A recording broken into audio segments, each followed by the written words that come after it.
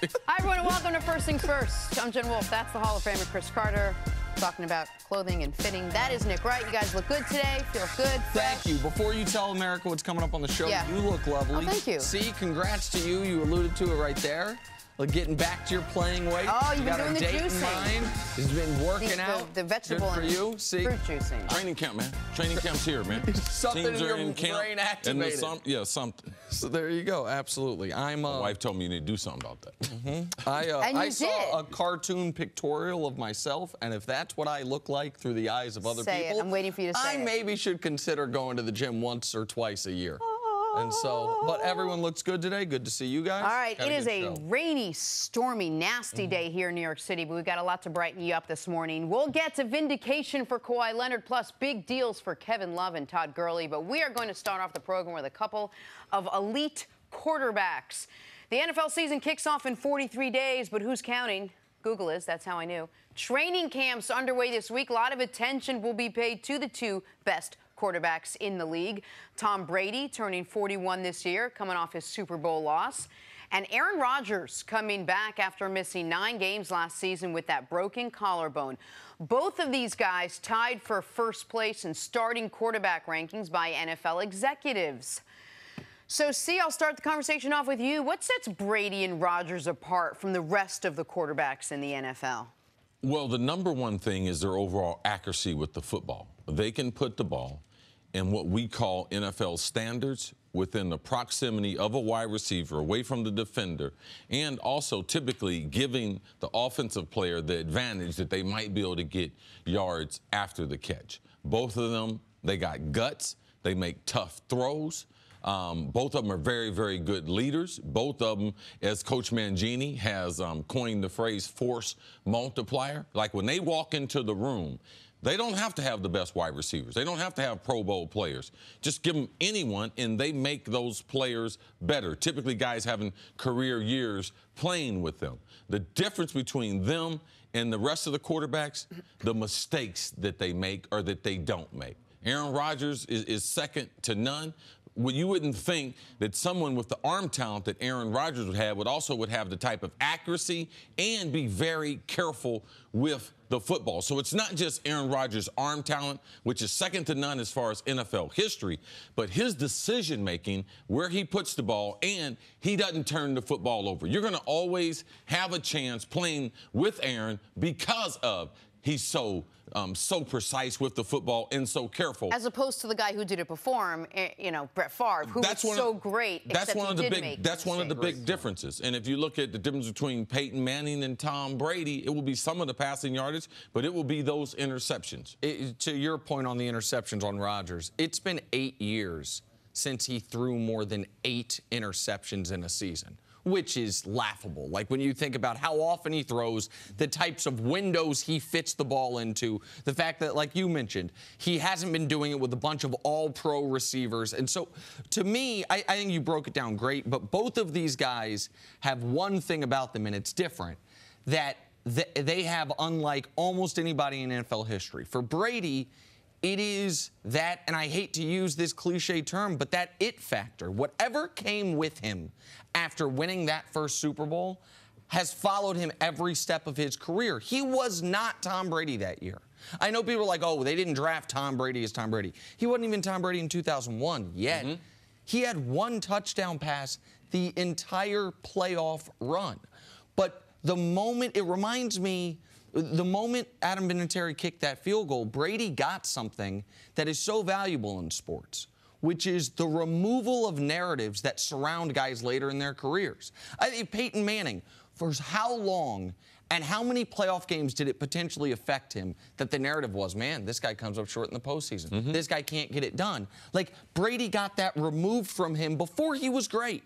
And so he didn't ever have to worry about the, is he a winner narrative? Can he come through in these spots? And the only other guy I can think of that had that it factor at that level is Joe Montana. But Joe Montana was doing it, obviously, with higher-level offensive talent throughout his career and didn't do it as long as Brady. And then for Rodgers, he can make every throw at every arm angle from every place on the football field, unlike anyone I've seen except for maybe Dan Marino. Like, as far as the ability to make every single throw to every spot on the field. And what Rodgers can do better than any super elite quarterback that I've ever seen is do it on the move. Like Steve Young, I guess, is a guy that comes to mind that could do it. And that's it. And that's about it. The guy that could be out on the run and throw a strike as if he had a perfectly clean pocket. I think Rodgers is the most talented guy to ever play the position. Brady's the most accomplished. And you're talking about arm talent. Yes. Okay. Absolutely. Because there's a difference. Correct. It's an important clarification. I think he has more arm talent than anyone to ever play the position. And Brady obviously has done it for a longer time at a higher winning level than anyone to ever play the position. When you look at you guys that are just so talented and so gifted at their position and at their sport, you have to say, well, is there something that they could get better at? And it's hard to find it with these two guys. Obviously, when you're looking at Tom Brady, it's his age. It's not a big factor. We questioned his age last year, and he seemed to, make everyone look kind of silly for doing that. But for Aaron Rodgers, I wonder what you guys think about his durability. He did miss 16 games or so over the last 5 seasons, I think. He's coming off the collarbone injury. If the question is, hey, can he still play as effectively if he stays in the pocket and doesn't expose himself? Is he still the same quarterback? Where do you stand on that? Well, Aaron Rodgers, his overall athleticism, his ability to be able to escape rushers, his ability to be able to generate first downs, he doesn't play football reckless. So anyone who got hit, like Aaron Rodgers got hit, they'd be hurt. All right? So Tom Brady, if he had run out the pocket and my man Anthony Barr lands on him from the Vikings, I mean, linebacker 6'5", 250, you're going to be hurt. So it's not as if guys are going to get injured in football, but all injuries don't lead to do you question his durability. Like Aaron has played the game at such a high level. He's had a couple calf strains. He's had the collarbone. Those things you can't do anything for broken bones, and there's nothing you can do to prevent it. And there's only been, listen, he missed 7 games in 2013, and he missed more than half of last season. Those are the only times in his career he has, since he's been the starter, he hasn't played 15 or 16 games. If I'm going to critique one thing about Aaron Rodgers, who again, I said it off top, I think he has the most arm talent of any quarterback I've ever seen. It's shockingly few comeback wins. Like, for some reason, now maybe this ain't on him, maybe that's a team thing, but for a guy who has the jaw-dropping numbers, when you look at Aaron Rodgers, like the number of times he's done what Brady became known for, which was the ability to, in a tie game or a game your team's trailing, bring them back. Rodgers doesn't have that on his resume. I think that's more of a team thing. If you look at New England and how they calculate and how they play great situational football, it has a lot. Brady's getting a lot of credit for some of the best kickers ever. Sure. He's getting credit for Bill Belichick managing the defense. How many times has the defense turned them over? They gave him a Super Bowl against Seattle. They gave Tom Brady gets credit on his resume. Belichick gets credit. But the defense and their ability to play all 3 phases of the game, offense, defense, and special teams, you can't fault Aaron for that when their defense is not stopping people at the end. Because part of a comeback has to be you get the ball back. Yeah. It has to be the defense or you got to stop the ball them. Back. Right, that's what I'm saying. Yeah. The defense stops them so you get the ball back. All right, so you have one game. You could pick one quarterback. Between these two, who do you guys pick to win yourself one game? It's easy for me. I got to go with Aaron Rodgers. Because to me, when you're starting any type of equation and it's involved in sports, a lot of times that do with the talent. All right? I'm going to take the best player on the field. And there's nothing that Tom Brady does better than Aaron Rodgers. And there's a bunch of things that Aaron Rodgers does better than Tom Brady. That's throwing the ball on the move. That's taking care of the football. And if I need a guy to squeeze one in, who would I much rather do that? Aaron Rodgers would be there. If you had said one season, my answer would be Aaron Rodgers. For one game, I'd take Brady over anybody ever. And there's no wrong answer here, but if you, and I know we'll talk about this throughout the show, like, you look at what Brady's done in the second half of the last 3 Super Bowls he's been in. Just and I understand they didn't win against Philly, but what he did against Atlanta, what he did against Seattle, like, Brady, there are certain guys in sports, this is part of the Michael Jordan legacy, that no matter what the numbers are, whatever it is, you're just like, man, I just trust him more than I trust anybody in that one game. For one game, I'd say Brady. For one season, Rodgers. Yeah, one game, 1 minute, one play, Aaron Rodgers. And the reason why, he can he can run the offense more off schedule than Tom Brady. What if I'm playing in this one game a team that's going to blitz me a lot? All right? Both of them are very good throwing the ball against the blitz, but Aaron Rodgers' overall athleticism, it breaks down the defense, gives the defense more problems. So any type of defense, you play zone defense, I want Aaron. You got a blitzing defense, you're going to get after the quarterback, I want Aaron. It's going to be a tight game, I'm going to take Aaron. And let me just follow up real quick. Is he potentially your answer if the question is not just Rodgers versus Brady, but Rodgers versus NFL history? Oh, no. You got no. Okay. Don't get carried away. Okay, all right. If you give me one guy to win a game, I'm going with Cool Joe Montana. Okay. All right. All right? Okay. Yeah. All right. Just wanted to see. He wasn't on the board. He wasn't on the board. We're going to have it again. Eric Mangini is going to join us, and we'll discuss this further. Coming up, how does Todd Gurley's new contract reset the market for other running backs now? That's next. This is First Things First. Hey, it was a good day to be Todd Gurley yesterday. The running back who won Offensive Player of the Year last year and finished second behind Tom Brady for MVP, scored himself a cool 4-year, $60 million contract extension with $45 million guaranteed. That from the Rams. The largest deal ever for a running back. No doubt, guys like Le'Veon Bell and David Johnson, Ezekiel Elliott, all these guys are going to be paying close attention to this deal now. Nick, what was your reaction to Gurley resetting the running back market? Good. He deserves this money. He is a guy that, and there are a handful of guys like this. I think Zeke is one. I think L. Bell has been one. I think David Johnson in Arizona, we forget about him because he dislocated his wrist last year, has been one. That are not your old school two-down running backs that are bruisers, that are likely to have the shortest of the short careers. They are valuable in the receiving game. They can be on the field all 3 downs, and they are difference makers. And too many guys, I felt, were not being paid commensurate with production. They were being paid commensurate with their position. And Todd Gurley obviously supersedes that. Like, Todd Gurley is a difference maker. And so I think he deserves to get paid. I think if Zeke, assuming he can stay clean off the field and keep up his level of production, he will as well. And I think L. Bell wanted a long-term deal, but he's going to have made $26 million over the last 2 years. He's already getting paid and will continue that trend. I understand why there's not a long list of these guys, and it's not going to be every running back. But for the special running backs, the guys that are dual threat running backs, and Gurley's the best of them, I believe, they absolutely deserve this type of money. Yeah. How much is Todd Gurley's salary this year, Nick? This year, it's just under $3 million. Okay. So call it 2.5. All right. And then in his option year, the 5th-year option? 9.5. 9.5. Yep. Okay. All right. So the reason why I love the deal, Jen, is because he got $57 million guaranteed. And as a running back, I got $57 million guaranteed. The game of life is over with. If he gets hit by a bus, his family and everything, it's over with. And very few times in your professional career, because it's about, man, when am I going to ever have the security? He got it yesterday.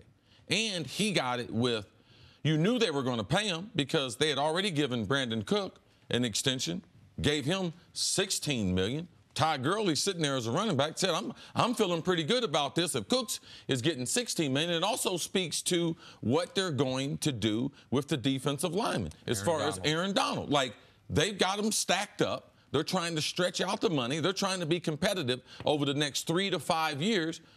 Oh, that's the same time they have that rookie contract on their quarterback. Right. So I like what the Rams are doing. I love the contract for Todd Gurley because, man, $57 million guaranteed as a running back.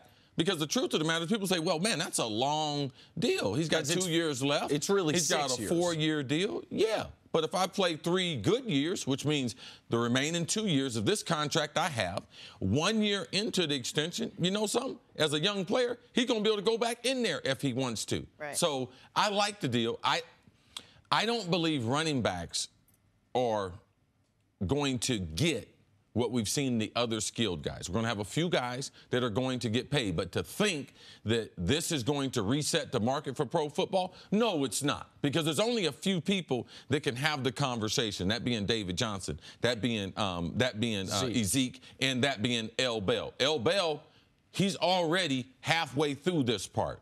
I would believe he's in his prime, on the downside of his prime, and I don't believe someone's going to sign him for a 4 or 5 year contract. So he had to do it the way he did it in Pittsburgh. What about Gurley as the football player? Is he worthy of resetting the running back market? And when I say reset the market, I'm talking about 4, 5, 6 guys. Whoever they are, for the very, very top. What? See? Yeah. What it does is the average salaries of the top 5 guys, but you need at least 5 guys because typically a team's not going to tell you you're the best at your position. They're going to say, you know something? We consider you be one of the top 3, top 5 guys. Okay, no problem. That's what we'll do. Give me the average of the top 5 guys. Right. So he's only going to reset it for the elite players. Absolutely. They are not resetting it for the position. Not at all. Not for the position. Because teams aren't changing. We don't have 28 teams that say I got 1 running back. And because most running backs in this league are not 3-down backs, are not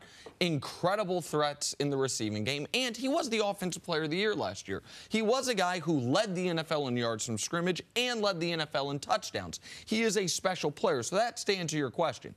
He's the best all-around running back in the league, in my eyes. Now, if people want to say, I think it's Zeke, I think it's L. Bell, like we are parsing, but I think you can make the strongest argument for him. And so if he wasn't going to get paid, then you start to wonder who the hell is. Like, if Todd Gurley can't get it coming off the year he had, then who can? Now, Todd Gurley getting it does not mean that Kareem Hunt's going to get it, right? It doesn't mean that Alvin Kamara all of a sudden can say, oh, this is going to be even though those are good players, you've got to get to the very top of it. But the top of it was LaShawn McCoy's $8 million. And LaShawn McCoy's a very good player, by the way. He's a 3-down back as well. He's just in the later part of his career.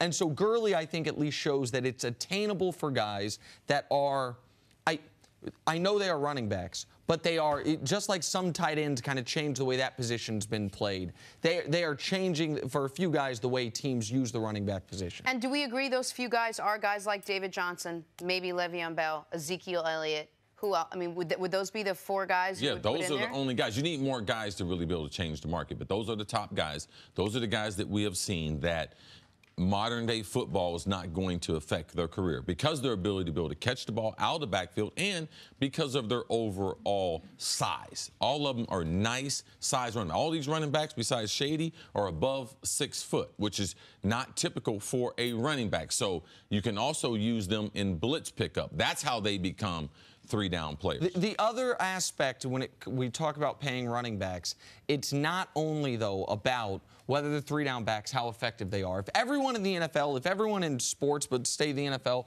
was just on 1-year deals, if everyone was on a year-to-year deal, then you would see guys at the running back position make some guys secondary receiver type money. It's the length of the career that is also a big part of, because everyone's signing multi-year deals and it's the shortest career lifespan, right? Yeah, that's one part of it. The other part is other teams see teams have running backs by committee. And they see them winning football. So why should I pay a guy $15 million? And I watch New England, $15 million. Tom Brady's making $4. They can do their whole backfield in $15 million. Right. You know, so the success that NFL teams, that prototype is out there. And tell me the big-time running backs that's coming from college football into pro football that are Todd Gurley, Ezekiel Elliott, L. Bell. They're not there. So the market and the money won't be there. Right. All right, let's take a break. Coming up, did Kawhi Leonard finally get some vindication for what happened in San Antonio last season? That's next on First Things First. Story to start your morning, brought to you by the unexpected energy of ExxonMobil. DeMar DeRozan spoke out for the first time about his recent trade to San Antonio. Spoiler alert, he's not happy. He said he's still in shock and that he, quote, gave everything I had to the team. It's BS to me. Nick, can you understand DeRozan's frustration? I do, and I empathize in this regard. DeMar DeRozan is coming to the realization, because a lot of his commentary has been about how hard he tried, how he gave it his all. And I can't imagine for a professional athlete the realization, wait, hold on, I did everything I could. I gave my all, and it wasn't good enough. My best was not good enough for the team to think it's good enough to be a title contender. And that's a tough moment for a guy, for anybody. So I do get his frustration, especially because he said he wanted to be a Raptor for life. Yeah, I can understand that, because he had already put himself in Toronto for a long time. So I can understand that. But he's got guaranteed money. When they lost the way they lost this year, okay, he should have known. They fired the coach. He didn't think it was on the board that they might get rid of him. So that, to me, you know, Nick, I don't like that when people don't have perspective on their life and everything. And right there, that was just not necessarily the right perspective to think that he couldn't be moved. He's not that type of player that wouldn't be traded. I think he thought he could be moved, but then the GM told him, Masai Ujiri told him he's not going to be moved. So that wasn't great. Yeah, you can get lied to. Okay, fair enough. All right, moving on to Dwayne Wade. Turns out he's got more basketball in him. Just got offered a 3-year deal to play in China. Wade just finished up his 15th NBA season, scoring 11 points a game last year. Nick, any chance D-Wade actually goes to play in China? I don't think if he goes, I don't think it'd be for 3 years, but I do think there's a chance he goes for 1 year. It's a shortened season. It's a 34-game regular season, the league that's offering him. You also have to keep in mind, D-Wade has a lifetime endorsement deal with a Chinese shoe company. Yeah. And so, I mean, when we are talking about not just big-time athlete money, but big-time mogul money, the ability to really entrench yourself in that Chinese market, I think it's something he'll consider. I'd love to see him go there to China because I want to see what his wife, Gabrielle Union, because she used to tweet some nice, juicy stuff. Now, we move him to a different continent. I mean, she might really miss him. Yeah, she might. You don't think she'll go with him? So this is how benefits us.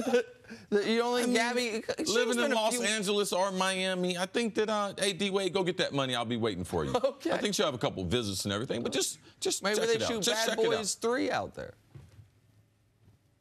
Moving on to the NFL. Thought there was something else coming.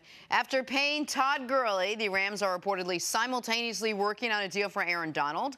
Rams general manager Les Snead said about Donald's deal, each situation is different. So many details, Les. Thank you for that. CeCe, you think Aaron Donald gets paid before the season starts? They got no choice. They got no choice based on what they've done. Brandon Cook signed him to an extension after trading for him, $16 million a year. He's not as good as Aaron Donald. Todd Gurley, a running back, he got 2 years left on his contract. So for someone to come and move in front of you in the line when Aaron Donald was the first in line, oh, no, let's Snead him. They're going to get him signed. And last year he missed all the training camp, was defensive MVP, all right? They franchised him. They know they got to pay Aaron Donald. And this is Los Angeles. They got to put some people in those seats up there. And this is going to be the hardest of the contracts to get done, by the way, though, because they could go to Todd Gurley and be like, hey, you got 2 years left. Guess what? We want to extend you, and it's not going to be that difficult of a negotiation. Similarly with Brandon Cooks, year left. He's on his third team, wants some stability. Aaron Donald feels justifiably, I'm the best player in the entire sport defensively. I am going to break every record for every defensive player, guaranteed dollars, total dollars, per year salary. So this is going to be a tough negotiation. I do think they've backed themselves into a bit of a corner with what they've done with the other players, though. They wouldn't have signed the other players without knowing how much money they're going to have to pay Aaron Donald. You're not a championship team if you don't sign your best player. The Dallas Cowboys open up camp today. They'll look to bounce back from the 2017 season where they went 9-7 and missed the playoffs. All right, Nick, what's the biggest question mark you think facing the Cowboys this season? Whether they have any playmakers on that offense not named Ezekiel Elliott, period, point blank. Do they have a single receiver that can approach 1,000 yards? Do they have a single tight end that can approach 600 yards? Like, these are real questions about this football team that we do not know. I know, listen, David Irving's suspended. They got questions defensively. I get that. It's, to me, all about the playmakers not named Zeke. And the reason why it's about the playmakers is it's going to help that defense out. It's an undersized defense. They're going to move around, try to get after the quarterback. Young secondary, try to create some turnovers. They want to play. And they want to play about 28 minutes a game. You know, if they can, they're a better defense because they're undersized. That wide receiving core, all lights, all attention will be on them. Cole Beasley, little rapper, we're checking you out. Yeah. All right, finally, quickness. Sam Darnold didn't report to the first day of New York Jets training camp. He has not finalized his contract and doesn't want to risk injury in practice. See, how big of a deal is this? Well, you can't report without a contract. Right, but how big of a deal is that he's not there, that the contract's not done? Was never done. It's not a big deal. They're going to get him signed. Like you draft a guy in that slot, you know. Baker Mayfield got signed yesterday. He was the top. So now we've got a bunch of, so they start slotting him.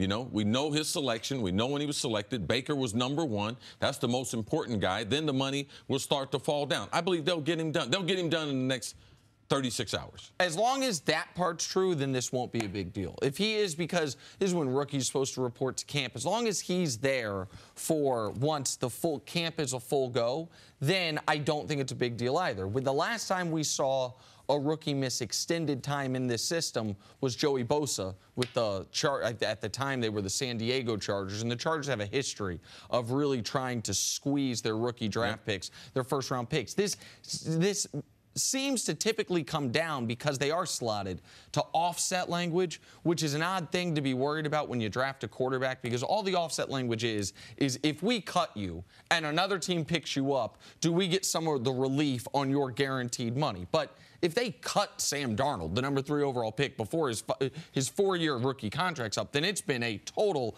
abject. And then money is not their biggest right. Then money's not the problem. But what I do know is this: it's not like Roquan Smith, who was 7th in the draft, the linebacker the Bears drafted. If it takes a week for him, he's still going to be able to fit in and come in. Sam Darnold is in the competition, I believe, to be the week 1 starting quarterback. So if it takes longer than the 36 hours, then all of a sudden he is at a deficit there. So if it gets done today, tomorrow, it's not a big deal. If we're talking about this Monday, then his ability to be the week 1 starter, I think, is severely hampered. All right, we shall see over the weekend. Moving on to the latest with the San Antonio Spurs. Danny Green was included along with Kawhi Leonard in the trade to the Raptors, but it turns out he had another thing in common with Kawhi. Green says he played with a groin tear last season, one that went undetected by Spurs medical staff, similar to Kawhi's situation with his quad injury. CC, is the Spurs mishandling of Danny Green's injury sort of vindication for Kawhi, if you will? It might be vindication. Other people might feel good about it today, but I don't. I mean, it's not new to me. I knew Kawhi was hurt. I wouldn't question an athlete's integrity. Were they hurt? Weren't they hurt? When he went for the second opinion, he was hurt.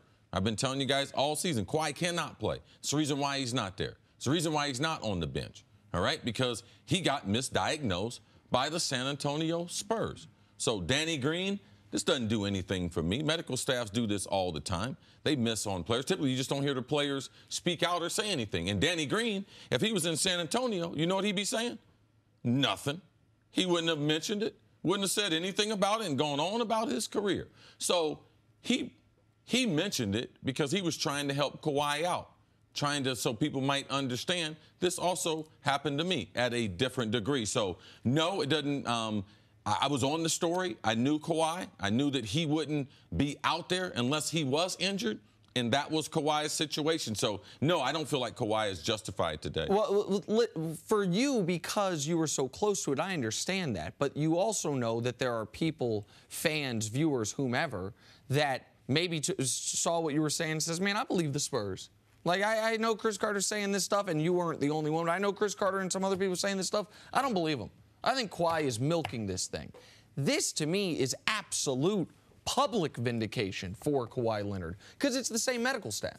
Because it is the same people that Kawhi is saying they misdiagnosed me. Danny Green, with no bitterness, by the way. Danny Green, it was like at the 35-minute mark of a podcast, he mentioned it almost offhandedly, and then said, but I love the Spurs. I love the Doctors. I know they were doing their best. Like, he is still a Spur for life to a degree, even though he got traded. But this is a big deal what happened to him. Danny Green could have been a free agent this offseason. Okay, like people might not know that because they're like, oh, he got traded, because he opted in to his player deal. Like, if you have a guy who is not looking at max deals, there is a constricted free agency market, and if he's playing through an injury, if he is potentially aggravating an injury, if he is now going into what will be his free agent year not fully healthy because something wasn't dealt with in a timely fashion, that can cost a guy millions of dollars. And so I think when it's the same medical staff, when it's the same people that Kawhi had to deal with, of course this is relevant to what happened with Kawhi Leonard, at least in my eyes, because it lets the public know this wasn't just, oh, Kawhi wants to get to Los Angeles and by any means necessary, oh, he can't play through his quad injury. He said he was misdiagnosed by people that we now know misdiagnosed Danny Green. Well, it's a very difference in how the two athletes handled the situation, if that's the case. But Danny Green never went and got the second opinion. So then that's my question to you. Do you think athletes have a right to always should go get a second opinion every time they're diagnosed by a team? In the prime of my career, there's a gentleman named Harlan Selznick. He was one of the doctors for the Dream Team. He's also one of the doctors for the Miami Heat. Every X-ray I ever taken, at some point in my career, I sent it to Dr. Selznick to review and to give me his opinion on what he thought was the best way to move forward. Your body is your moneymaker. I don't expect anyone. The doctor works for the team, all right? I work for myself. I'm an independent contractor, all right? So I have to do what's best to keep my body so that I can make money. Because as soon as my body fails me, I'm not going to be able to make money. So Nick and the rest of the general public that thought, oh, wow, man, we got another guy here. Wow, that justifies Kawhi. Kawhi, what elite athlete have we seen fake an injury and not play? All right? You tell me a story of a guy who's an elite player that's done that. I don't know the story. So for me, I've been around team sports and stuff and know the doctor can get it wrong. I knew he was wrong in the Kawhi thing. And Danny Green, just because he had a growing injury and decided to play through it, because he's also at a different stage of the career. He's a different type of player. The demand for him is totally different. And he had the player option. So they were already down their superstar. He was trying to push his way through it the way athletes do. But it's not just that he had a groin injury and played through it. He was told his groin injury was X, and it was actually Y, if he had the full information. I believe these things happen more often because the doctor works for the team. He knows who's injured. He knows who's available. And some of these injuries, based on guys can have a pain tolerance and a threshold different. There is no one injury, this is going to knock all guys out. Guys are different. So when you have the player option and you're the type of role player like Danny Green, I could see why he pushed through it and decided to stay on the court. Oh, see, so because he has just for the record, just so people understand what I'm saying, because he had the player option, if I'm Danny Green and I get the full diagnosis, in my eyes, I say, oh, I would like to get this fully fixed as soon as possible.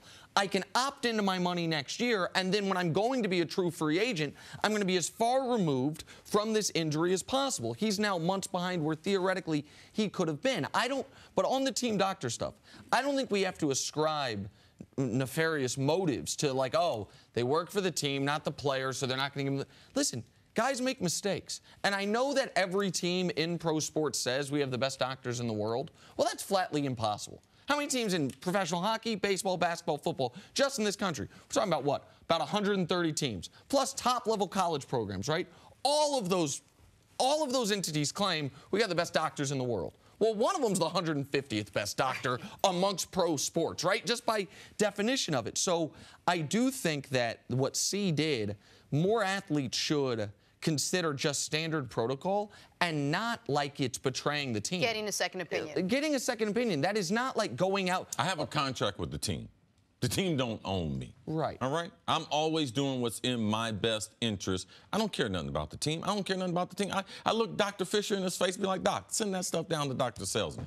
I dare you to say something. And he was the dream team doctor. Michael Jordan and all them. Okay, good. Send my x-ray down to my doctor.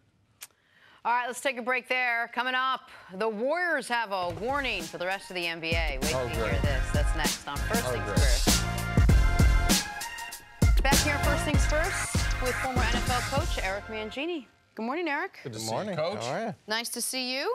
Good to be seen. It's good. It's good. Our pleasantries out of the way. We'll talk Your some energy is overwhelming me right now. Are you saying it's not that much? Well, I mean, I'd like a little bit more. Oh, my gosh. Woohoo! Great to see you, Coach. Did you guys hear about Darrelle Revis? This is out of control. Thank you. Darrelle Revis is officially not going to be negotiating any more new NFL contracts for himself, asking for more money even though his deal isn't up. He did sign a one-day contract to officially retire as a member of the New York Jets yesterday. In his first stint with the Jets, he was named to 3 first-team All-Pros and 4 Pro Bowls. He'll assuredly go down as one of the greatest to play the cornerback position. It took a lot of work, week in and week out, to prepare and, play at the highest level. And, covering some of the toughest receivers, in the world. As I look at it now, as I take some time to really assess what I've done and what really happened, it's amazing. It's amazing. You leave a legacy behind that players can follow, they can mimic, they can study. Your film study as well. I mean, as a kid, I've studied tons of guys, Darryl Greens, the Deion Sanders, the Ty Laws of the world. So, the next wave is coming, and during my tenure here, I tried to do the best I could with my opportunities. All right, Coach, you drafted Darrelle Revis. You know more than anyone what his value was, especially as a young player coming into this league. What made him such an elite cornerback?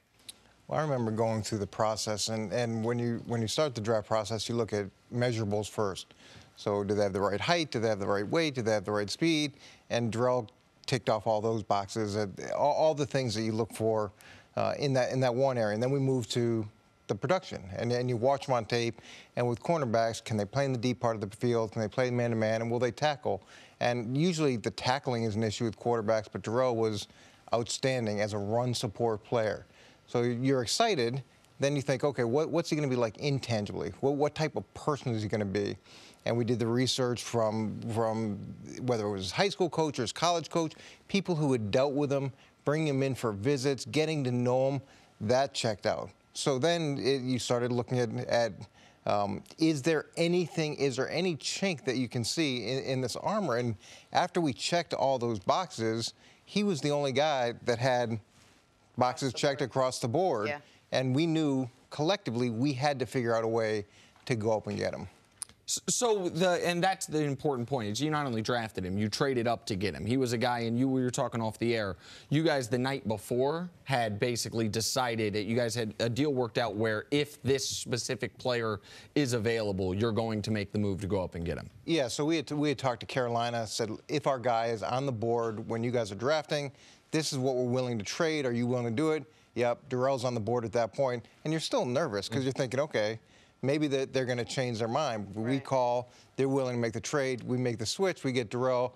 And it's funny, too, in those rooms, and Chris, sometimes people say, well, you can get this cornerback, you can get that cornerback, you can get this receiver, you can get that receiver, like they're interchangeable parts. And even though they both may be first-round talents, the difference between one level of first-round talent and the other level of first-round talent is so dramatic. So we knew that we wanted to get him.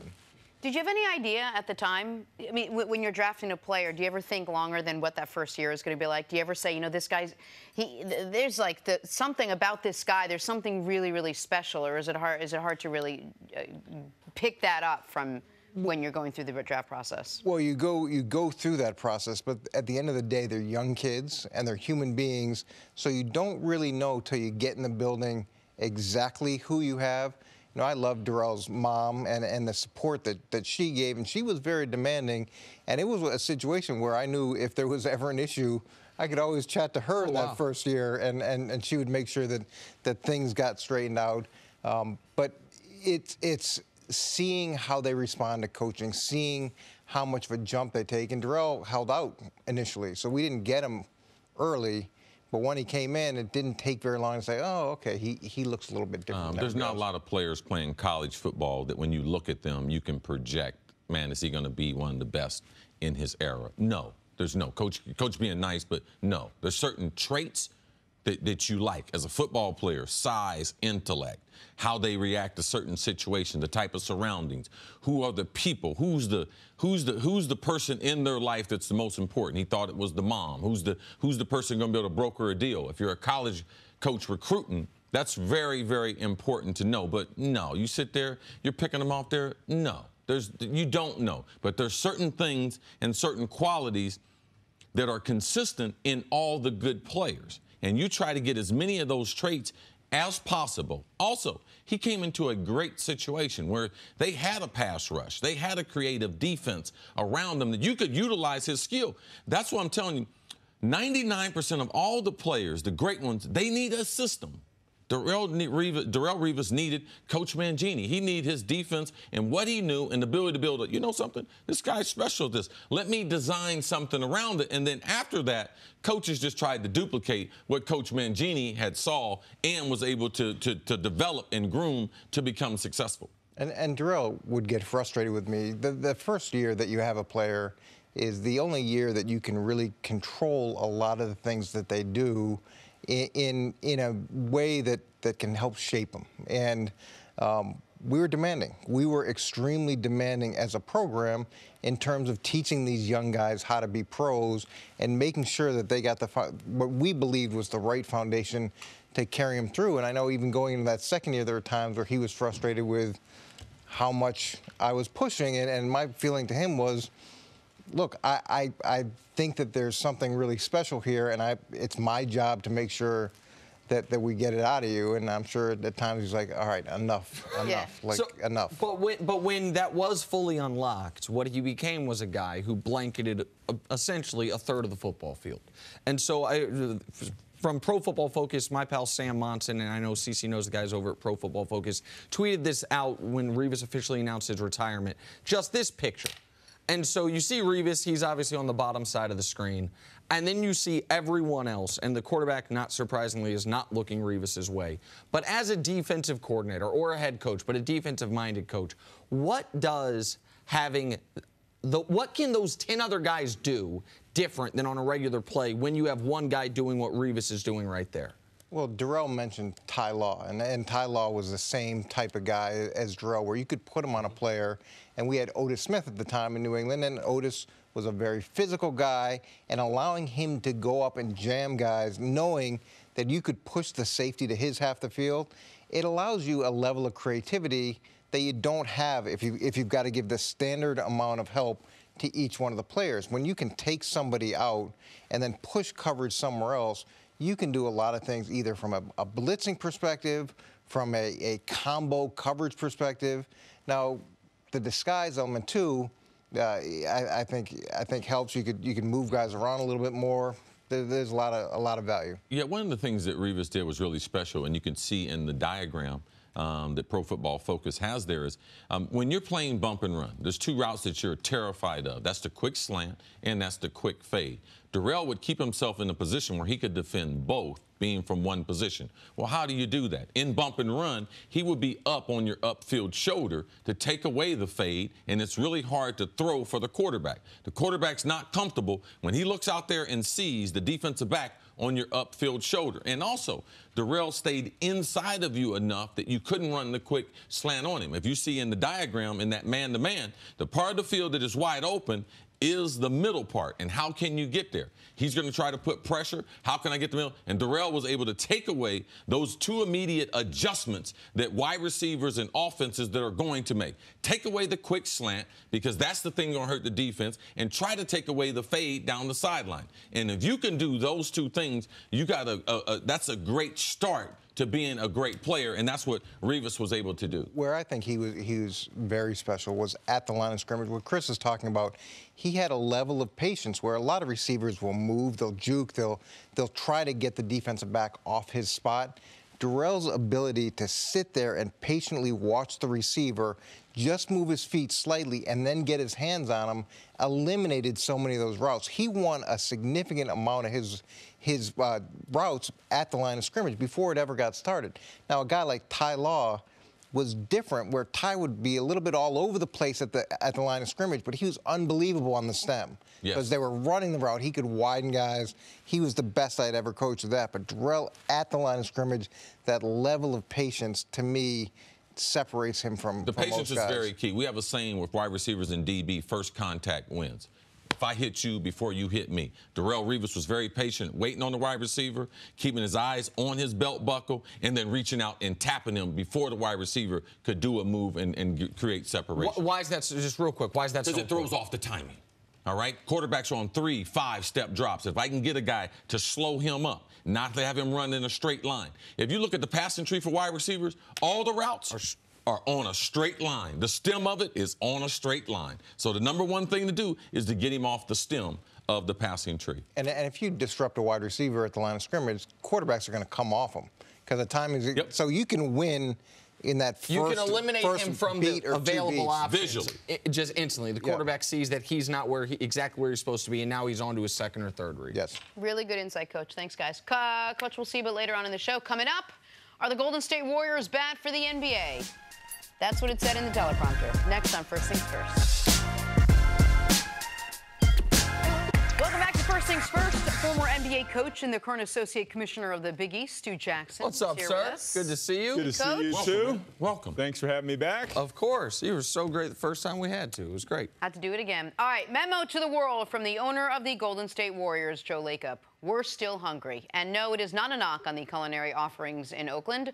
After winning 3 of the last 4 NBA titles, Golden State added former All-Star center Boogie Cousins.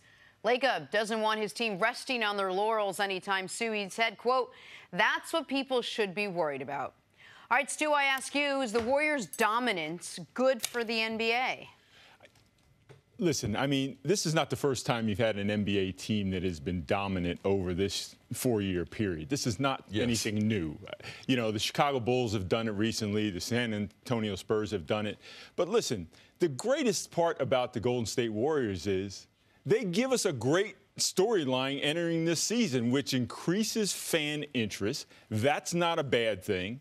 You're coming off an NBA that last year increased revenue by 25% over the year before. TV ratings are through the roof. How can anyone make the argument that the Golden State Warriors are bad for the NBA? It's just not true in my mind. Right. So over the last 30 years, man, like you have seen this, I've seen it, where the NBA, as far as its popularity and where it stood in the public eye, you know, sometime it was 3, sometime it was 2. There have been some times it's been number 1. But right now, you'd have to be very pleased with the way the game has grown and how popular the game is. Because I don't see it, fan participation, the interactive, even though we might not like Golden State. Well, why are we watching it? Yeah, we're watching for the same reasons you watch the Yankees or the New England Patriots. I mean, they are the best of the gold standards. But you hit it on the head.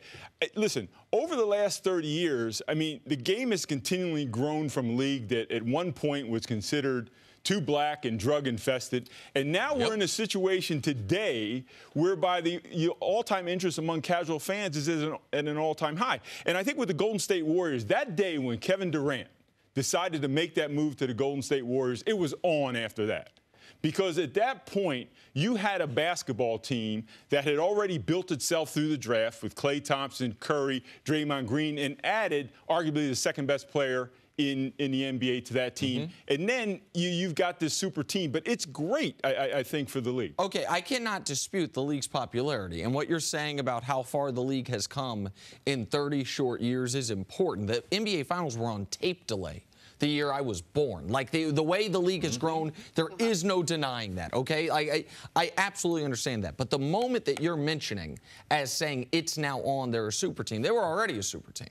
They had won 73 games. They'd won a title. They were up 3-1 in the finals before adding Kevin Durant. And what they've done since then has not, I do not believe that has added fan interest, because what that has done is that has disqualified 85, 90% of the league from even being able to trick themselves into thinking I am a title contender. And so that's the part that, yes, the ratings were growing, and they were growing before Durant made the decision. They've continued to grow after that. But I do not think Durant's decision has led to, and the Warriors, this current iteration, has increased the popularity. They have ridden the wave and been a big part of the wave of the NBA's popularity. But one other thing that you said in the beginning, and people just take for granted, that I do not think is factually accurate, which is the NBA's always had this.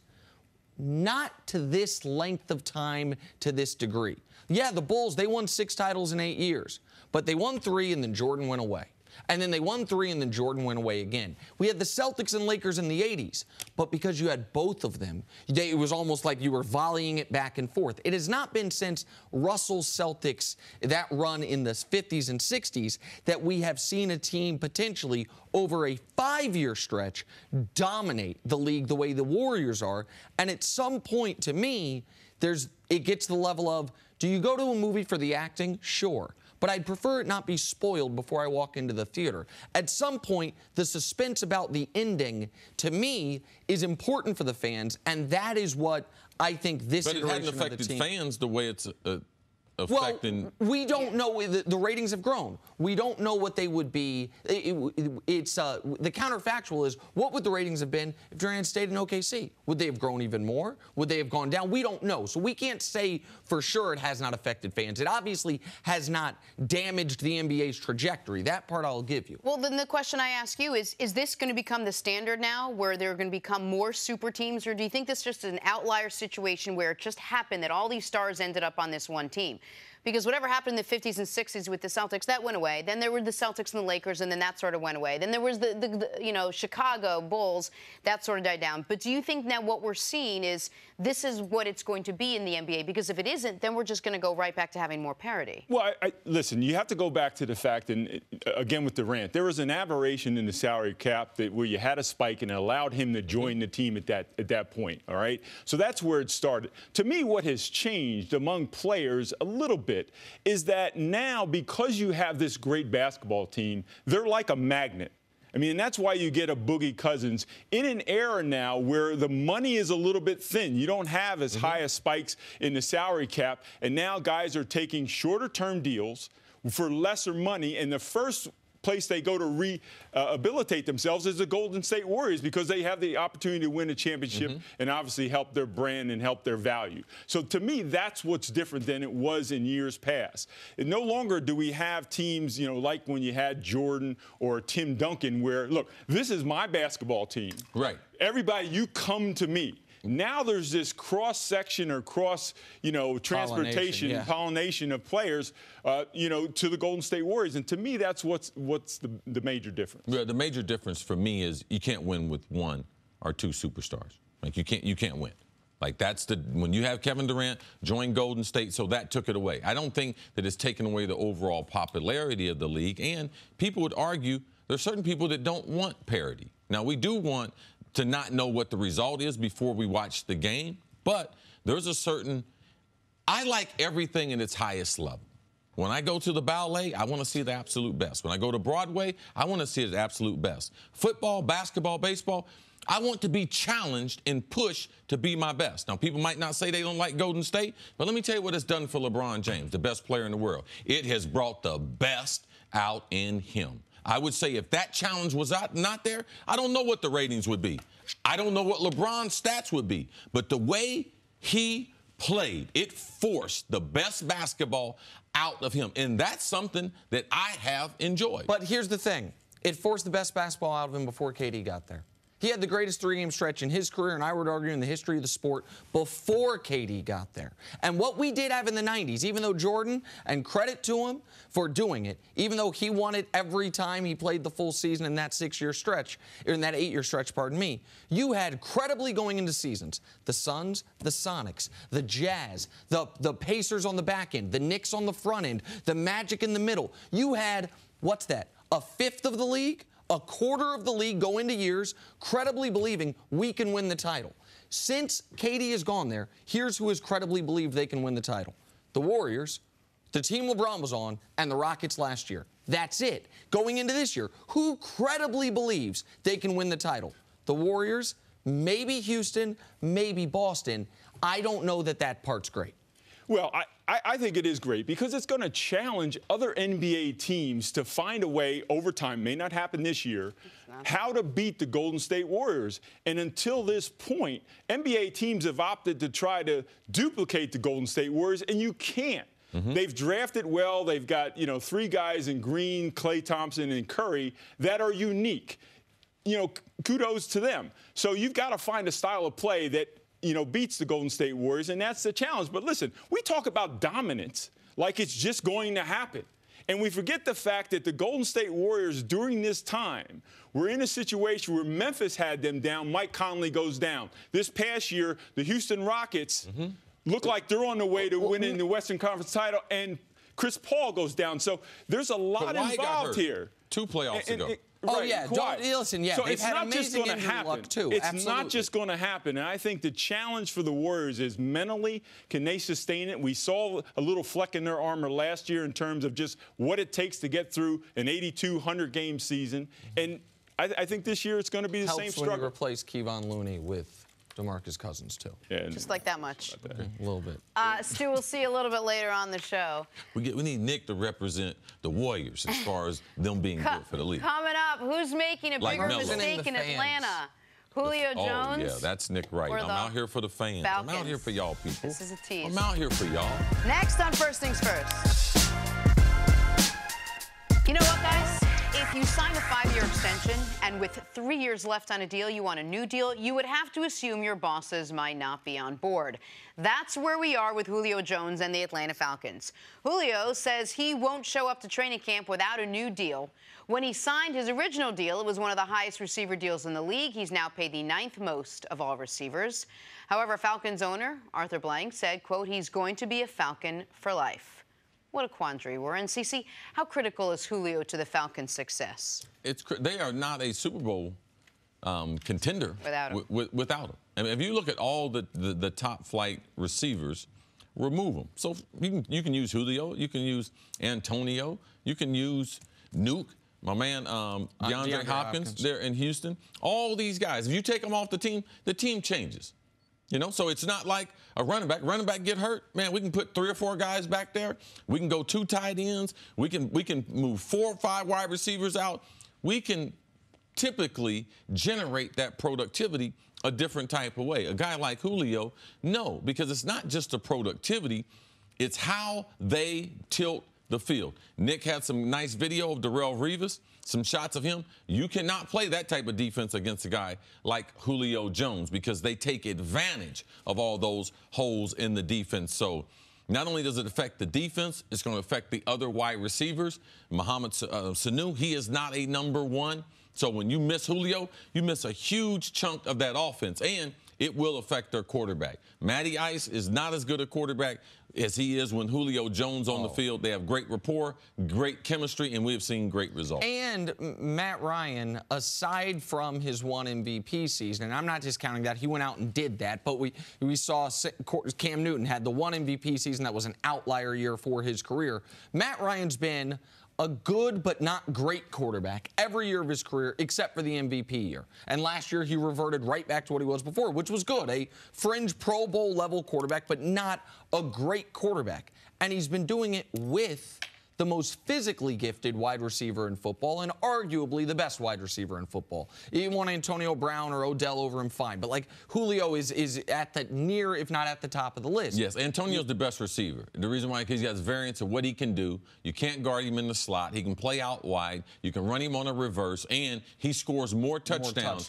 Than Julio by a big margin. The only hole in Julio's statistical resume is the touchdowns. And I know that sounds like a big... No, that's not his fault. That's more of an offensive design. Right. Last year he had, we talked about it throughout the season, how rarely they were targeting him in the red zone. But his yards per catch, I mean, he's at nearly 16 for his career. Last year, the last 2 years, he's been near 17.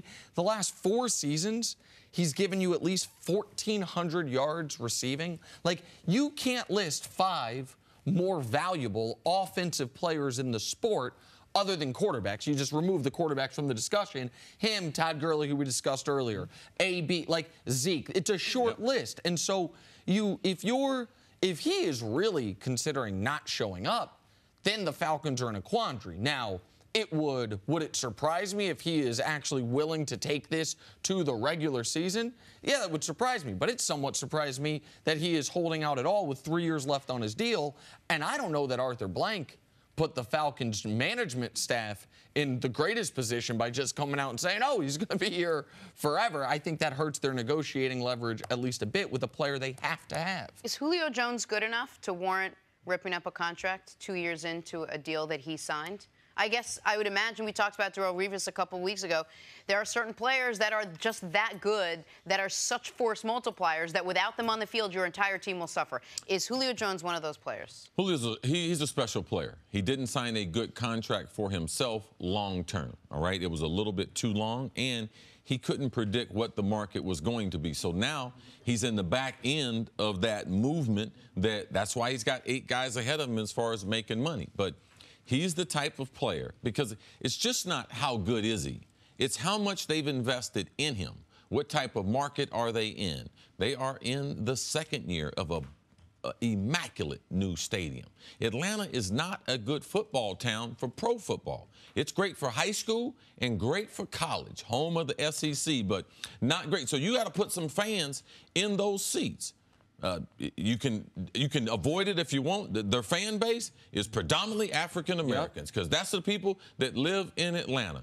Julio being from Alabama, not only born and raised, but playing his college football there in the heart of the SEC for Alabama, all those things. He is the #1 commodity there. I know Matty Ice is their quarterback, but Julio Jones is the biggest superstar in Atlanta. Absolutely. Having a big superstar on this, a legitimate league-wide superstar that isn't your quarterback. Like it's one of the reasons Vic was so important to Atlanta. The race component of that market is a real one. But you mentioned Matt Ryan. It's not just the investment they made in that stadium. They just gave Matt Ryan, what did they give him, $150 million? Yeah, they had to. Right, no doubt. Like, I'm not criticizing the decision to give him the money, but you want immediate returns on that money. The best way to get immediate returns on that money is to give Matt Ryan his best, make sure he has his best weapon, one of the best weapons in the entire NFL, and a guy who bends defenses, even though they don't target him in the red zone the way I think they should, the way he bends defenses when you're on your own 20-yard line, having to cover him over the top, his variety of routes he can run, like, they have to have Julio Jones. All right, we'll see how this one plays out. Coming up, back to basketball, is Dan Gilbert already botching the post-LeBron James era in Cleveland? That's next. First things first.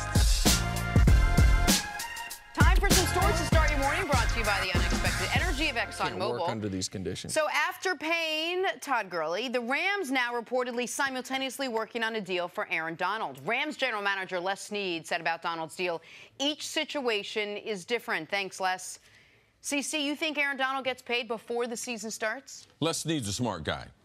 He's going to get him. He's going to get him paid. When you trade for Brandon Cook from New England, you give him an extension because he was in the 5th-year option. When you basically tear up Todd Gurley's deal, but you didn't, you added more years to the back end of his deal. With 2 years left on his deal. And which you didn't have to do. You know that they were working on this. And you know that they told Aaron Donald, don't worry about what you're getting ready to read, getting ready to get Todd wrapped up. But I believe they made significant progress on Aaron. They're going to get him signed. He's a great football player. He's arguably the best defensive player in the whole league. And when he does get his new contract, he will become the highest paid defensive player in the history of the league at any position. The only distinction here is last year he missed training camp. And so they understand that this year, when you give Todd Gurley that deal, that he is going to be expecting to become the highest paid player in the history of the league on that side of the ball. Absolutely. Moving on, the Green Bay Packers open training camp today. They're going to look to bounce back after a disappointing 7-9 season last year. Luckily, they'll have their 2-time MVP back, Aaron Rodgers. He'll return after playing just 7 games last year because of that broken collarbone. All right, Chris Carter, what's the biggest question for the Packers heading into training camp? What's the biggest question for the Packers? How good will their defense be? Will their secondary be able to stop people, especially in 3rd down critical situations? That's where and can they stay healthy? Man, every year it seems like the Packers, man, they have a bunch of critical injuries. But the Packers are a good team. How good is their defense going to be in 2018? I think those are all good questions. I'm going to go to a slightly different one. Are they going to have an above-average legitimate running game, legitimate running back for the first time in years with Aaron Rodgers? They had a guy with a wide receiver number playing there before. They had a rookie last year. Like, how good is Aaron Jones, who I think they expect to be their running back? Because we know that Rodgers can make it work with just a multitude of receivers. I'd like to be able to see him with, I don't know, maybe a top 12 NFL running game. Is that too much to ask? All right, moving on to basketball. DeMar DeRozan spoke out for the first time about his recent trade to San Antonio. Spoiler alert, he's none too happy. He said he's still in shock and that he, quote, gave everything I had to that team. It's BS to me, he said.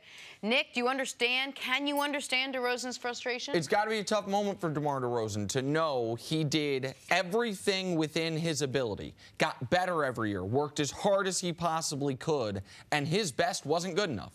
Like, that's what happened was they said, we know you want to be here. We know you're working hard. We know you're improving. and it's still not good enough to get to where we want to go. So I understand why for an elite level athlete, that's hard words to hear. And then you add to it, he feels like he was misled by the GM about what his future there would be. Yeah, I think he should just keep working on his game. Take out his frustration on his game. He's got to get away from being that mid-range shooter. In this new NBA, he's got to be able to stretch the court out. That's how he's got to be able to improve. Hey, you can sit there and keep crying. He's got guaranteed money. They traded you, man. You're a professional. You're going to go to San Antonio. Are you going to get any better as a player, or have we seen the best version of DeRozan that we're going to see? All right, we will end with Kawhi Leonard, who will reportedly not attend this week's USA basketball camp. Others who won't be in attendance include LeBron James and Steph Curry. Kawhi will instead use this time to focus on his new team, and we should mention he did pass his physical, which there were some question marks about. All right, CC, Kawhi not playing for Team USA. What do you make of these recent Kawhi developments? No, I know it was on the board for him to play for USA basketball. They hadn't made up their mind yet, but also they could feel that as far as the trade opportunities, they weren't there because people question, is he healthy or not? Can we see him? And missing all those games, that's a legitimate concern. So he thought about going to USA basketball and participating. Now, I believe that Toronto forced San Antonio to be able to make the trade, because not knowing if he would have showed up there, I don't think he would have been in Toronto. If the teams, all the NBA teams could have seen him. Right. Because if Philadelphia was serious, oh, man, when they saw Kawhi at USA basketball, they would have traded for him. Or a couple other teams would have gotten in the game. Because once you remove that, is he healthy? I mean, Kawhi, Boston might have traded 2 or 3 players in a couple of drafts. Jaylen Brown, who they said was untouchable. So do you agree with me that if he had not yet been traded, he would be at minicamp this week? He would be out there trying to show the world he's healthy? I can't say that he definitely would have been out there. I'm not asking you, right. Listen, I know this is a tough one for you because you've done reporting on this, so I'm not asking for, like, the reporting on it. My gut feeling, I'm not reporting on this. You asked me last week, is Kawhi healthy? And how do you know? I said, I know he's healthy. Correct. That's something you knew that wasn't a gut feeling. I didn't think the people who handle him would float it out there he could play USA basketball. If you wouldn't make that type of move professionally if you weren't him. And so I understand why he would have considered, when he was trying to generate a trade out of San Antonio, I want to show the world. Listen, I want to be in L.A., but I really would like to be anywhere but San Antonio. I will generate as much interest by showing up to minicamp. Now that the trade has happened, also we have to remember there's real-life aspects to being traded. Like, you got to move. Like, he's going to Canada. Like, there are things where I understand why now that the trade's done, going to Team USA minicamp isn't a high priority for him. Okay. What? Go ahead. No. It sounds like everything is now moving according to plan. There's not going to be a holdout. He's not going to fight this. He passed the team physical. Does it seem like everything is setting itself up for the people who were saying stuff like that had not talked to Kawhi, and they didn't know the situation. Okay. You know, Kawhi has been there. He's passed his physical, and the talks with Toronto have been all positive. He even took a picture with half a smile, which we hadn't seen from Kawhi in quite some time. Well, that I'm going to need to see. Oh, yeah, I'll show it to you. Yeah, we saw Kawhi with half a smile. Nick Nurse. Okay, moving on to Kevin Love. Nara guy, been almost traded from a team more times than Kevin Love, but the Cavs are certain now they want K-Love. He signed a 4-year, $120 million deal to stay with Cleveland. The 5-time All-Star said he's committed to the Cavs' culture and excellence in playing basketball. All right, Nick, what was your reaction to this deal? I think it's a foolish move by the Cleveland Cavaliers, and that's not an indictment on Kevin Love. That's not about Kevin Love. I think Kevin Love's still a very high-level player in this league. But the Cleveland Cavaliers, I think, most notably the owner, Dan Gilbert, they did not make this move thinking about long-term health of the franchise. They did not make this move thinking about how can we contend once again. They made this move thinking about one thing. We are not going to have history repeat itself where we go from championship contender, LeBron leaves us, to first pick of the draft. Yeah. They went from, last time LeBron left, they went from 61 wins to 19 wins. And their best move, by the way, is to go through that type of process. That's what helped them get Kyrie. That's what helped them get the asset they traded for Kevin Love, bottoming out. And we know how bad this Cavs team was last year when LeBron wasn't playing. We know how bad they've been the 4 years since he came back. In games or just minutes, he wasn't on the court. The idea that you're now going to build around Kevin Love with a terrible cap sheet for this year and not a great one for the year after, and double down on this is foolish to me. Kevin Love, I think, was a attractive trade piece this summer, or certainly at the deadline. You have Colin Sexton. You will, if you're drafting the top 10, keep your draft pick and start getting rid of those bad contracts. I don't understand why you want to commit. It's essentially 5 years, $145 million to Kevin Love when there's no path from here to there. Average. And I don't even think they'll be average. But if you're below average, you have a chance to get better. But you got to be well below average. Like that's the key point here. Is even. And that's not going to happen if you sign Kevin Love. No, I think they'll still be bad. I just don't think they'll be tanking. I don't think they'll be as bad as they would want to be. Well, ultimately, still he's an asset. You would have still had to sign him even before a sign and trade. Like ultimately, even if you're in the lottery, you still have Kevin Love there. You're not going to let him walk as a free agent. Just so we understand. But he had a year left on his deal. Yeah, I understand that. But I think that something that she said is that, just let Kevin Love play. He's going to be an asset. Like, so ultimately you want to trade. I'm happy for Kevin Love. Because, Kevin Love is now, he's right back where he was in Minnesota.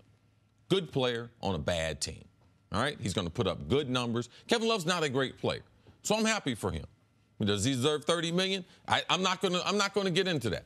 I mean, if you look at some of the other players, the type of money they're making, has he earned it based on his scoring and everything? Yeah, he's earned it. But they're not going to be a good basketball team. And we're not going to be covering the Cleveland Cavaliers. We're not going to be talking about Dan Gilbert. So it's going to be one of the few times. So just like you saw that construction site behind them, building that stadium, the renovation that they're doing, they couldn't even, rent out another room and everything. This is not a well-run franchise. No. And listen, a lot of the commentary, I think, surrounding Kevin Love when this news broke yesterday came from a place, a lot of the people that cover this league like Kevin Love, and they're happy for Kevin Love, so they're trying to explain this move in nicer terms than I think I am, which is they've said, okay, they signed him to this because now he's more tradable. I do not agree with that. Right. I do not agree that Kevin Love, with a 4-year, $120 million extension that has not kicked in, all of a sudden is a super attractive trade piece. And I don't know that I fully agree with you. I think that if you don't move him at the deadline, having him walk and you get nothing in return would have been on the table. The other thing that people have to understand about the Cavs, they lose their first-round pick if it's not in the top 10 over these next 2 years. If it is in the top 10, they never give a first-round pick to Atlanta. They need to go full blow-it-up rebuild.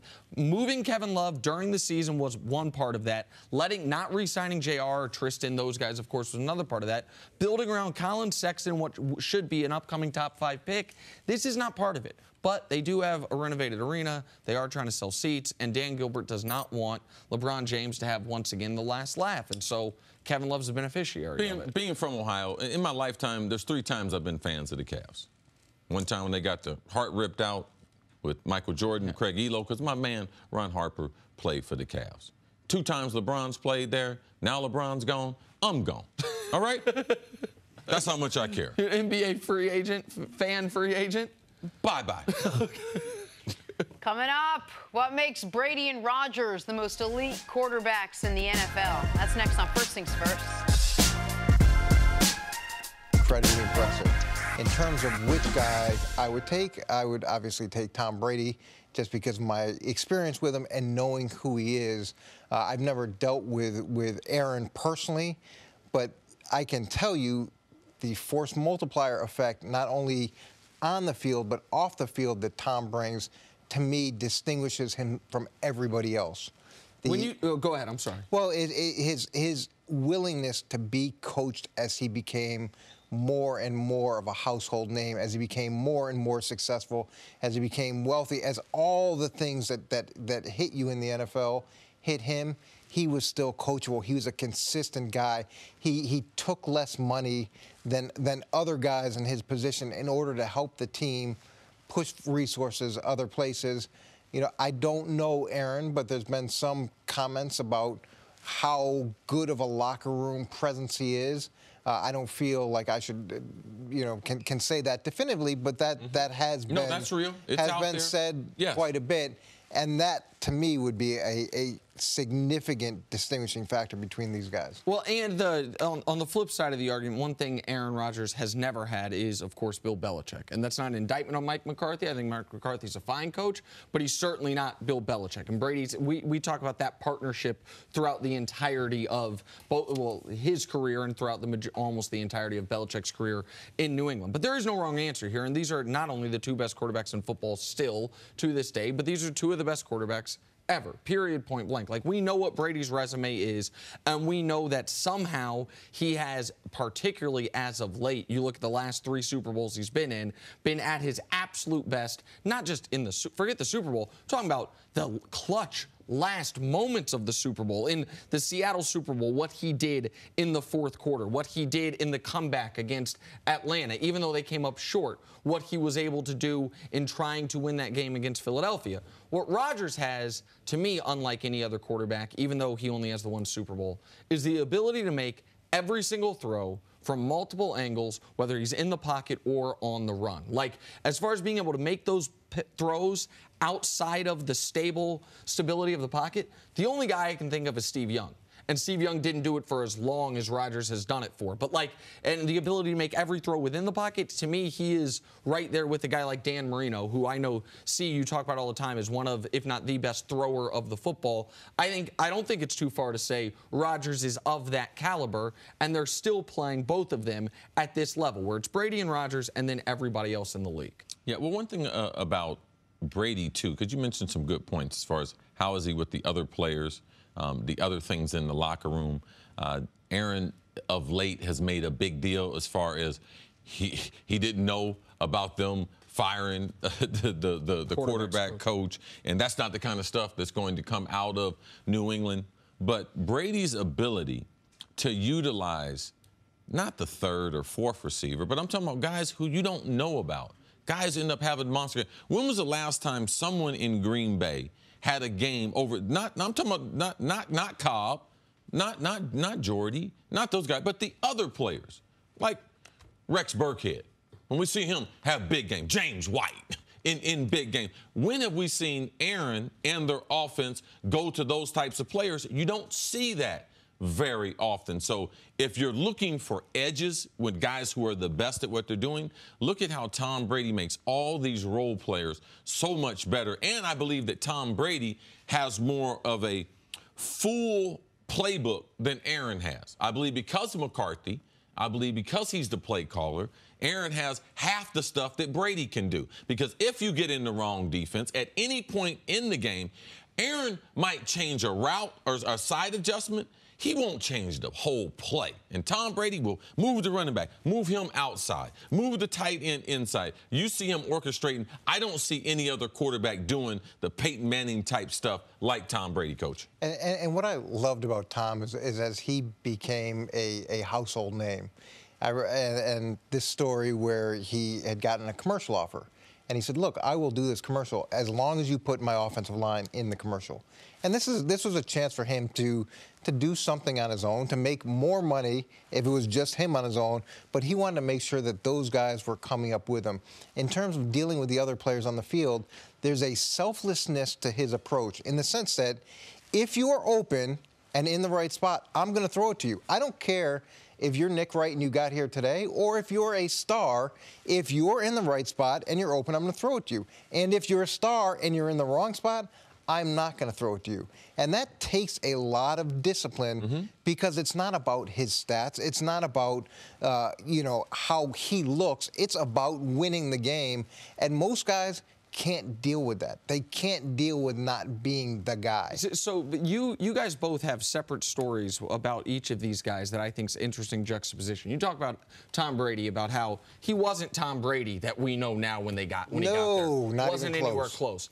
Compare that to the story you told yesterday, C, about you were on the field the day Aaron Rodgers first practiced when he took over for Brett Favre. Yes. And you and Greg Jennings and Donald Driver all knew, oh, this guy's got something here. Yeah, he's a special player. Special. It doesn't take long to guys that throw the ball that you're able to be with them to know that the velocity of the football, how the ball flies, like it's going to be very, very different. I saw him roll out and wasn't even paying attention.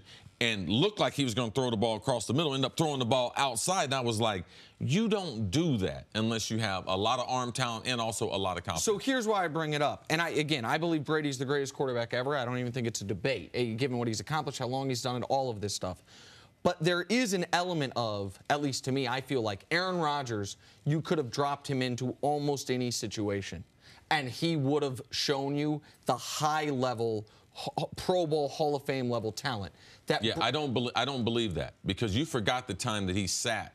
Aaron was very immature. You go to a junior college with that type of arm talent, you go to a junior college for a reason. Now, people haven't asked Aaron, well, what happened when you're in California? What happened in high school? Why didn't you go to some other big school compared to going to a junior college? And that time he was able to sit, 5 years, right? Three full years behind Brett. Are you talking about just in the pros? Yes. 3 full years behind Brett Favre. That right there is invaluable. You can't say a guy didn't play. You can't say, well, what if we'd put him in Dallas then with Troy? Could he go 1-15 like Troy Aikman and then still have the same type of career? Because they tried to end Troy Aikman's career, but no, sir. He was going to be a great player regardless. So I don't believe that. He has arm talent, but I don't believe you can just drop him in any situation, because that 3 years to sit behind Brett was pretty special. And I think to some degree, Tom Brady lucked out in the situation that he went to, because there were a lot of coaches that would have cut early Tom, who would have cut young Tom, and who knows where he would have gone. He had incredible traits. He had a lot of things that you like, but it was far from a finished product. So him getting that year to develop, and we carried four quarterbacks that first year, to me, that helped him significantly as well. All right, Coach, thanks for hanging out with us today. All right. See you as Nice to always, be here. Coach. See you tomorrow. Coming up are the latest comments by a former San Antonio Spur, vindication for Kawhi Leonard. That's next on First Things First. Back near First Things First, former NBA coach and the current associate commissioner of the Big East, Stu Jackson, is here with us. It's a long title, but we got to get it out every single time, Stu, because you're that important. Absolutely. No. We love having you. Just Joe Bag of Donuts, Jen. No, no, Stu Bag of Donuts. It's That's not a big going to work thing for to be us. gainfully employed. Yeah, it is. Absolutely right. Because it'd be former, but currently, just in case y'all don't like me, I got a day job. I got a job. That's a fair point. Yes. All right, let's move on to the latest with the San Antonio Spurs. Danny Green was included along with Kawhi Leonard in the trade to the Raptors, but it turns out he had another thing in common with Kawhi. Green says he played with a groin tear last season, one that went undetected by Spurs medical staff, similar to Kawhi's situation with his quad injury. So, Stu, is the Spurs' mishandling of Green's injury maybe vindication for Kawhi a little bit for what he went through last year? Well, I don't know if Danny Green's injury is vindication so much, because I think each of these situations with a player, in a team is different. In the case of Danny Green, this was not a misdiagnosis. I think you had a situation where he suffers the groin injury in December, and he ends up playing with it for the entire year. And the Spurs staff is only guilty of one thing, and that is not actually going in and taking another MRI of the groin. Certainly it was strained. Danny played, but that's how players are. They're competitive. But I think for Kawhi, it was a little bit of a different situation. I mean, he did rehab and recover to a point where he was able to play 9 games, and then later found out it wasn't quite right. His injury had not healed. And then I think at that point he probably got a second opinion, and then, the rest is history. So I don't know. The Spurs staff is not guilty here, all right? I think each situation is different. Players are competitive. They want to play. But sometimes things proceed in a way where, the players playing, things seem to be fine. It may be aggravated, but you don't go back and say, hey, look, let's shut it down. You don't ever get to that point. In Kawhi's case, he decided to get the second opinion. But there seems to be some pressure, and I'm not saying the Spurs are unique in this, but the Spurs are the team we're talking about. Some pressure within organizations for guys to not go get second opinions. Danny Green, in this story that he tells on the podcast, mentions his agent told him to go get a second opinion. He was like, no, I'm good. I'm going to trust the Spurs. And I just wonder if that's a fair pressure to put on players. Like, if a player wants to theoretically be spending his own money and go out there and say, let me have another doctor look at this, as much information. A doctor not associated with the team you're playing for. You do have insurance. No, I understand, but you still, okay, I get it, see, but you still pay for doctor's visits, whether you have insurance or not. I get that. I'm saying. If there's an orthopod and there's a pro athlete, you call that orthopod. Yeah. Hey, sir, can I come in and see you? I'm sure there's not going to be a charge. Okay, so, well, it's not when I said pay out of your own pocket, my point is going outside of the team, not asking the team to do any work, for you to go get a second opinion. I don't know why there seems to be pushback from organizations to not want their guys to get as much information as possible. They don't want any outside influence on their players. They own the players. Look, you're talking about a bad situation. If every guy went out for every injury and got an opinion from a doctor, man, it'd be chaos in the locker room, in the training staff. But isn't that, maybe I'm confused, isn't that exactly what you said, the way you handled your body? Is that any MRI or X-ray you got, you sent to your own doctor outside of the Vikings? Well, Nick, it's not going to be hard for you to believe. I didn't care what the Vikings thought. Right. I didn't care nothing about that. My body was the most important. I had a brother that played in pro sports. I was at Ohio State.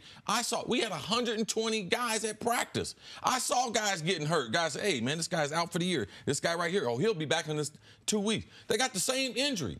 I saw that how they can utilize your body. I knew how important it was. I ain't worried about the rest of the people. I knew the right thing to do was to get another opinion because there was no one going to push their body more than me to try to be out there. So me trying to get a second opinion, it's not to try to make my job easier. It's make sure that I protect what is going to be my money maker, and that's my body. But see, and CeCe brings up a great point, but every player, as you know, they're different. They have a different mindset. I just got off the phone with Danny Green. His mindset was this, is that he had a history with the San Antonio Spurs. He trusted them. They took a big chance on him in his career. He trusted them. They had never botched anything up, previously. He didn't feel that they did in this instance as well, and he was competitive. He wanted to play. His point to me was this, is that, listen, you have a lot of different injuries throughout the season, some of varying degrees of seriousness. He did not think this injury rose to the level where he thought that he had to go back, get a second MRI, get a second opinion, because they had always done right by him. But he mentioned, if you just spoke to him, that the groin injury went undetected. If it went undetected, obviously someone missed something, and he played with an injury that went undetected by the staff. Jenna, he was clear. There was not a misdiagnosis. They knew back in December he had a groin injury. He had progressed to a point where he felt he was ready to play and continued to play with it. His statement to me was this: look, some days you have good days with injuries, some days you have bad days. It never rose to the level where he thought that he needed to go get a second opinion. What Stu and Danny are talking about, there's just such a thin line between what is a growing strain and a growing tear. Now, the difference between the two and the injury and the prognosis is going to be totally different. Where I see clubs, I'm not going to say San Antonio was in this, where I see clubs make a mistake, it's on the penny pinching. Do you need another MRI? Oh, those things are expensive. Are you sure? Let's just get you some ice, get you some rest. So I see teams, when it comes to doing 2 and 3 MRIs, they will miss sometimes by saying, you know something, we've already done a number of MRIs. Now people think, man, these franchises are worth $1 billion. I have seen these types of things happen more often than people would be willing to admit. Okay, so as a pro athlete, young guys coming into the league, any league, would you recommend them when they get hurt going to get second opinions? It depends on who they are and their place in the franchise. Explain what that means to me. It means no different than everyone's got a place where they work. Now, do you feel like you can upset that team doctor by telling him that you're not going to trust your career in his hands? What's your status on the team? All right? Have you had a medical history before? Do you understand what you're talking about? Do you understand the ramifications from someone getting another opinion? And younger players, they might not understand it. I wouldn't put that on a younger player. When Randy Moss came in, you need to go to Dr. Fisher. If something would have cropped up, I would have taken him to one of my doctors or sent him somewhere else. Like, there are different states. He mentioned it. Danny Green came from Cleveland. People don't know his career. Right. Man, he was a journeyman. He was cut. Man, San Antonio gave him a chance, made him a starter, turned him into a good system player. So there's an amount of trust there that Danny would have with them that other players wouldn't have, Coach. Yeah, and I agree. And you bring up a valid point. It really depends on the franchise, all right? And having been a part of one, those are tough conversations as a leader of a franchise to have with your medical staff in terms of whether or not you think that in the best interest of the player, they should get a second opinion. Because remember, you hire these physicians, they're supposed to be, one of the best that they do. But Danny Green said it best. Everyone is not a specialist in every single injury. Of course. And there's 140 pro sports teams in this country, plus another 50 high-level college basketball and football programs. They all like to think, we got the best doctors in the world. Yeah. You can't. You can't. The Spurs, the Knicks, the Patriots, somebody doesn't have the best doctors in the world. Somebody amongst the league. They're, by definition, some teams got the 30th best doctors in the NBA. And so I understand from Danny Green's agent's perspective. Danny Green's agent is not part of the Spurs family. Like the Greg Popovich will always have wine together, drink dinner together, Spur for life. Danny Green's agent's job, the reason he gets his 3% in the NBA, 3.5%, whatever it is to protect Danny Green at all costs. And so what he's thinking is, man, my guy's got a player option this coming offseason. If there's an injury that we need to take care of now, he can opt into whatever that money is, maybe get traded, as he did, and be as fully healthy when he's a true free agent a year from now. That's possible. That's what his agent's job is. But Danny Green might have played. That's the Stu said the problem. Danny Green still might have played. That's what the athletes do. They run through the stop signs. And that's where typically there's some type of conflict between them, the doctor, and the agent. That's a good point. All right, Stu, thank you so much for today. Yeah, everything. Yeah, good insight. thanks for having me. Appreciate you calling Danny Green. We just got off the phone. No, he with just him went back to bed. I'm sorry. He literally just Come got on, up wake him before up. the segment Absolutely. started. That's breaking news. Hey, coming up, is Dak Prescott the biggest question mark for the Dallas Cowboys? That's next. We're bringing This you right back here. at 9:15. Danny First things Green first. up. Danny Green again, more updates. Man, holler at the brother if you see him sleep. Time now for Take Your Pick. Tom Brady, Aaron Rodgers tied for first in starting quarterback rankings done by NFL executives. Both have questions around them, with Brady turning 41 this season. Aaron Rodgers coming back from that broken collarbone. So which quarterback would you rather have to start the season, CC? Brady or Rodgers? Take your pick. Aaron Rodgers. Because there's not one thing that Brady does better than Aaron Rodgers. So I don't care if it's a zone defense team, it's a team that blitzes the quarterback. There's nothing that he's going to do better than Aaron Rodgers can do. A-Rod is the guy.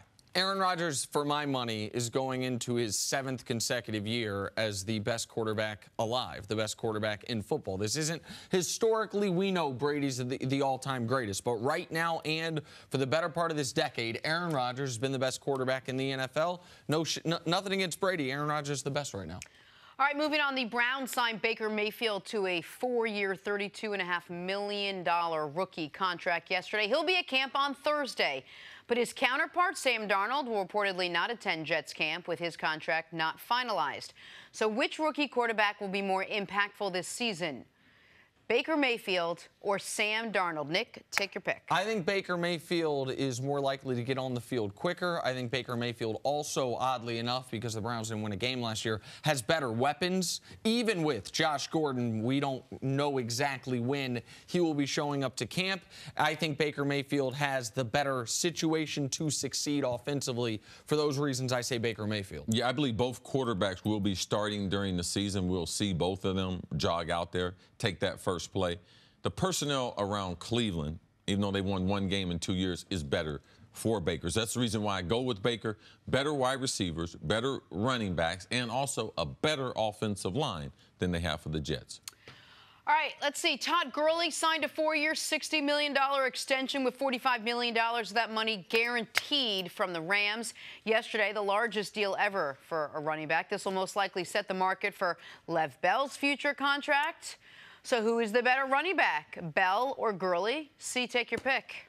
Todd Gurley, over his career in the NFL, more plays over 20 yards, 40 plays, leads the NFL. So what makes these guys different? Both of them can catch it out of the backfield. Both of them can run the ball between the tackles. Both of them have somewhat big-time scoring ability, but Todd Gurley's ability to make the big play and his breakaway speed a lot faster than L. Bell. Typically, Todd Gurley is the fastest guy on the field, regardless of who they're playing. Le'Veon Bell is an outstanding player and one of the most patient running backs that I've seen in recent history and consistently productive. But Todd Gurley is the best running back in the NFL. Todd Gurley, you could have put, take your pick, Todd Gurley or any other running back, Zeke or David Johnson. I would take Todd Gurley. He showed it last year when he almost won MVP, and he was basically the consensus offensive player of the year. He's the best player on that Rams offense, bar none. He's the best running back in the league. 20 plays of plus 20 yards, twice as many as L. Bell. Wow. That's last year? That's unbelievable. All right, moving on to the receivers. Julio Jones says he will not attend Falcons camp until his contract is reworked, while Odell Beckham will reportedly be at Giants camp today, even though he is awaiting a new deal. And there's a monsoon outside. Good thing they practice inside. Different story. So which wide receiver deserves to get paid first, Julio or Odell? Nick, take your pick. Well, listen, I think that Julio is going to get paid first because from what C's saying about what the Giants' concerns or the league concerns about Odell and the fact that they are actually considering not only making the playoffs fifth-year option, but dangling that franchise tag over him. Julio, whether he gets paid this year, if he doesn't, he will certainly get paid before next year. And we just heard the owner of the Falcons, Arthur Blank, come out and say Julio's going to be a Falcon for life. So I'm surprised I'm saying this, but for all those reasons, I say Julio Jones. I'm surprised at this. Did you read the question? Yeah. It said who deserves. So it's Odell's time. Julio's been paid twice. He got his first initial deal as a top 5 pick, and then they broke him off, made him one of the highest paid wide receiver. It's Odell's turn. He's in the last year of his option. Like, he has done it. Like, he's performed the way it's his turn. Like, I don't think the Giants are going to do it, but it's his turn to get paid. Yes, deserves.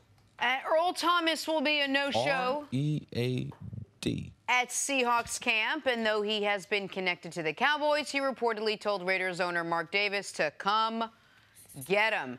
So which landing spot is more likely for Earl Thomas, the Cowboys or Raiders? CC, take your pick.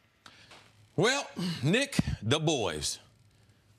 The only reason why he's not there because they don't want to trade a first-round pick for him. Well, let me give you a counterpoint to that. Go ahead. You think you can only trade for him if you're going to give him extra money, if you're going to give him a new contract, because that's why he's upset in Seattle. The Cowboys, I don't know how, but their salary cap situation is a mess. Remember, they ate all that Dez Bryant money this year. That might help them down the road. But if you have to give Earl a new deal, I don't think it'll be Dallas. I think that Dallas wants him more. I don't even think, listen, he just happened to see Mark Davis like in an elevator. And I don't actually buy the connection with the Raiders, but I still say the Raiders because I don't think the Cowboys can pay him.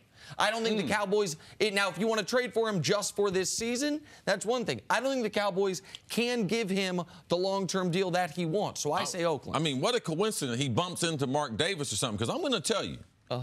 I've seen Mark Davis, and he's not the type of NFL owner, when you bump into him, you think like, man, this guy's rich. No. He doesn't look that way. He doesn't dress it that way. No. He doesn't have a haircut that way. He doesn't, No, man. I've been at an event once with every owner in the league. They're eating lobster and oysters and filet mignon. And Mark Davis, somehow, I don't know how he had it helicoptered in. He had some gas station pizza sitting by himself in his tracksuit. Everyone's wearing tuxes. Yeah, man. Mark Davis, different type of cat. I don't know where he and Earl were running the same circles.